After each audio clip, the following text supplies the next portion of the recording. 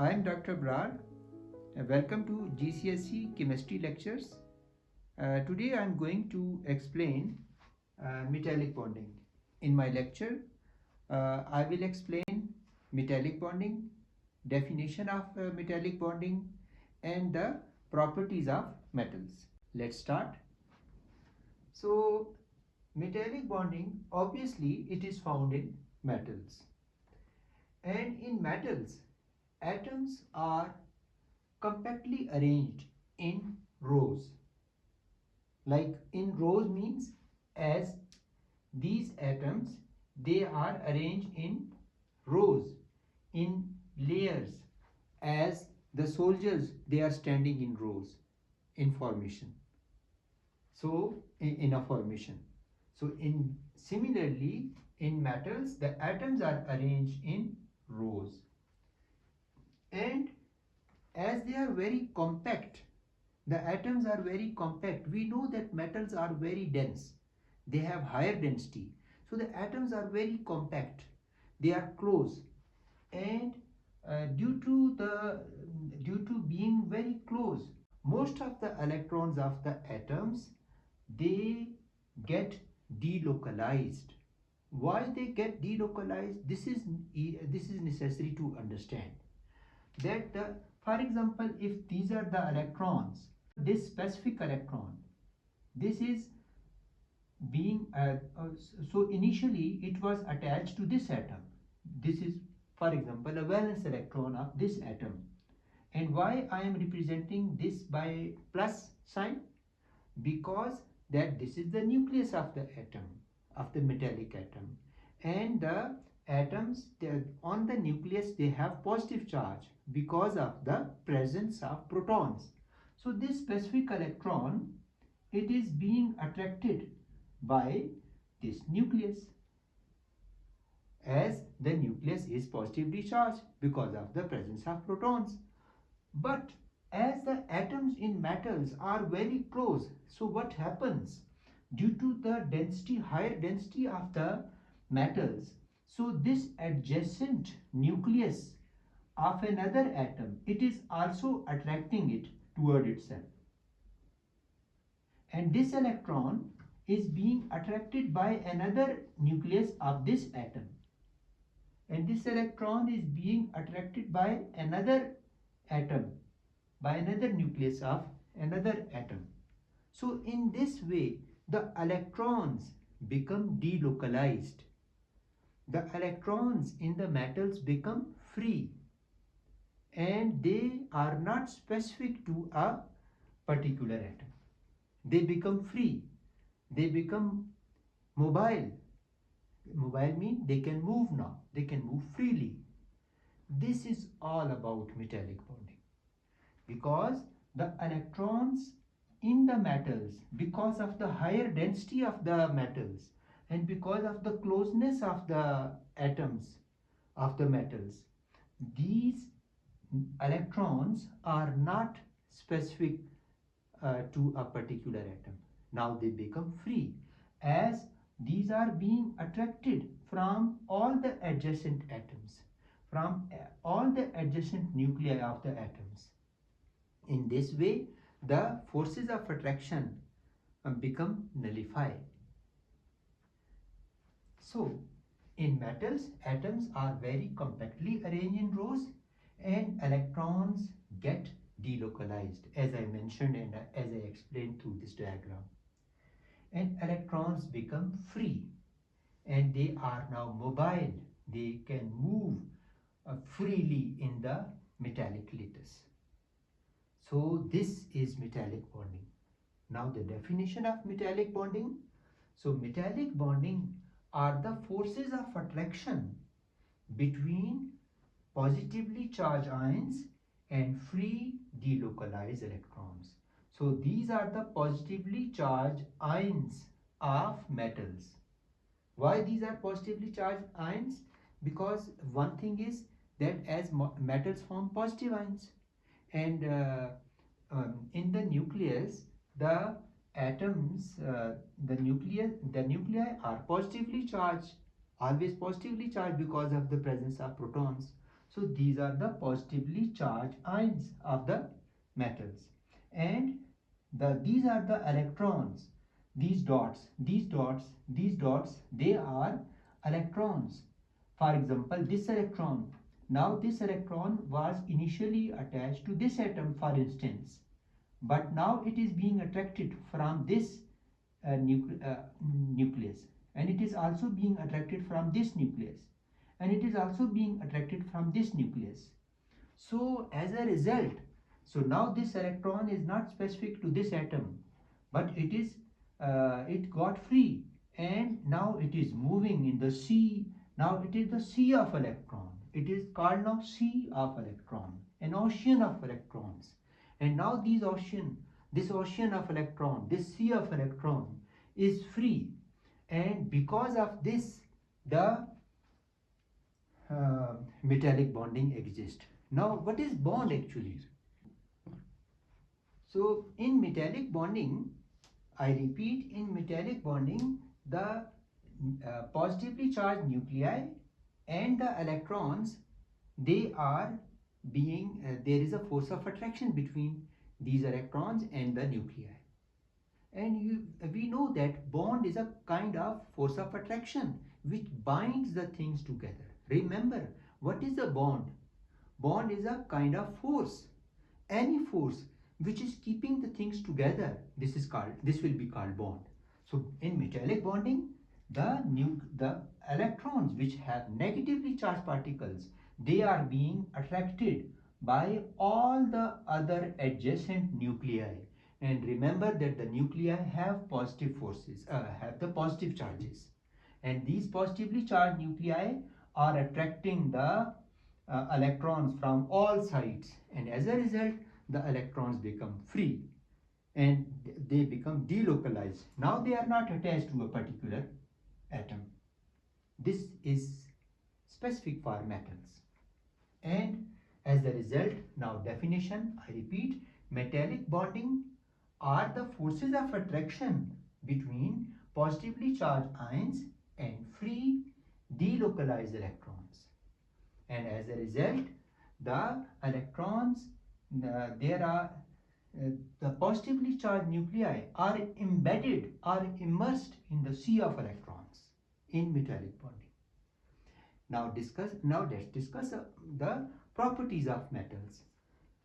So metals are conductor of electricity. So if someone asks you why metals are conductor of electricity, so your answer will be that metals are conductor of electricity because of presence of free delocalized electrons, and mobile electrons you can add as well. Free delocalized mobile electrons. So metals conduct electricity because of the presence of free mobile electrons. However, the ionic compounds are conductor of electricity only in liquid state or in aqueous state because of the freely moving ions. Because of the freely moving ions in ionic compounds. I am talking about the ionic compounds. Ionic compounds also conduct electricity in molten state only or in aqueous state. But the reason is different. The reason for the conductivity of ionic compounds is because of the presence of free moving ions. But in metals, their conductivity is because of the free delocalized electrons. Similarly, the metals are good conductor of electricity as well as they are good conductor of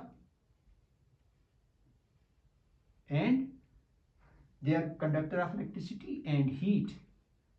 So the reason is that why they are conductor of heat, metals are good conductor of heat because of the electrons, because of the free mobile electrons.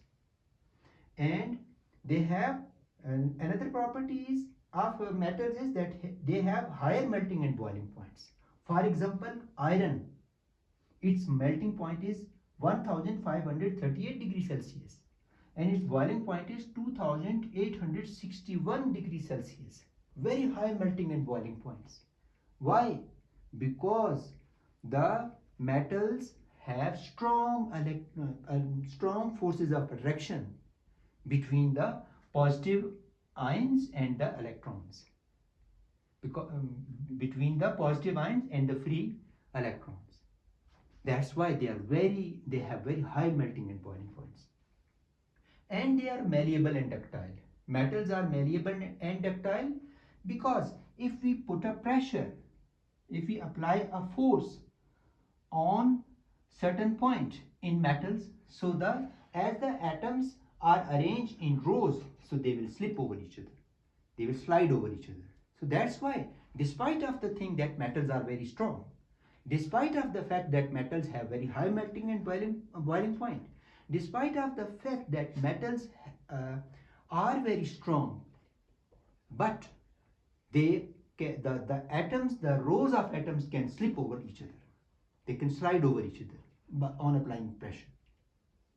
So these are the properties of metals, which all of the properties of metals are linked with their metallic bonding. And metallic bonding, all of the properties of the metals, why metals are good conductor of electricity? The core idea is presence of free, mobile and delocalized electrons. That's why they are good conductor of electricity. That's why metals are good conductor of heat. That's why they have high melting and boiling points. Now, in order to make our concepts clear and to give you an idea that what kind of questions may come in the Cambridge exams, I selected some questions from the past papers. Let's discuss and solve these questions one by one. For instance, question number 1.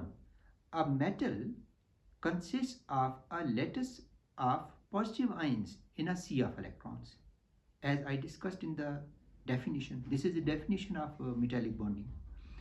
So what happens to the electrons and positive ions in a metal wire when an electric current is passed through it? So there are 4 options, A, B, C, D. So option number 1, replaced by new electrons. Electrons will be replaced by new electrons. So this is the option. This can be the possible option, because when in metallic bonding in a circuit the current is flowing, so new electrons will be replaced,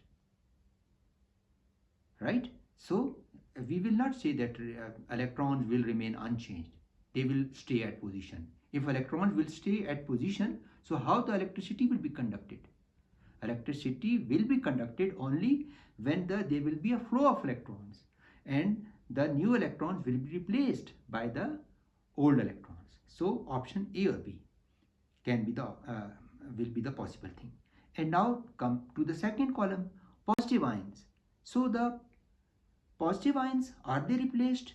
No, ions are not replaced. The atoms, they are not replaced. Atoms or ions, it is the same thing in this context, right, for the metals. So if we will say that atoms or ions, they will not be replaced, they will remain unchanged. So that's why option B is the answer. Now come to the second question. In which of the following is there a lattice of positive ions in a sea of electrons? Remember that in metallic bonding, repeatedly you will find these statements, that lattice of positive ions in sea of electrons. So in liquid, now option A, liquid potassium chloride? No, because potassium chloride is an ionic compound. Sand, option B, sand? No, it is a covalent compound and it's a macromolecule, covalent compound. No, no option. Solid graphite, it seems that graphite is also a conductor of electricity. But remember that graphite is a non-conductor, it is a conductor of electricity, but it is non-metal, it is carbon.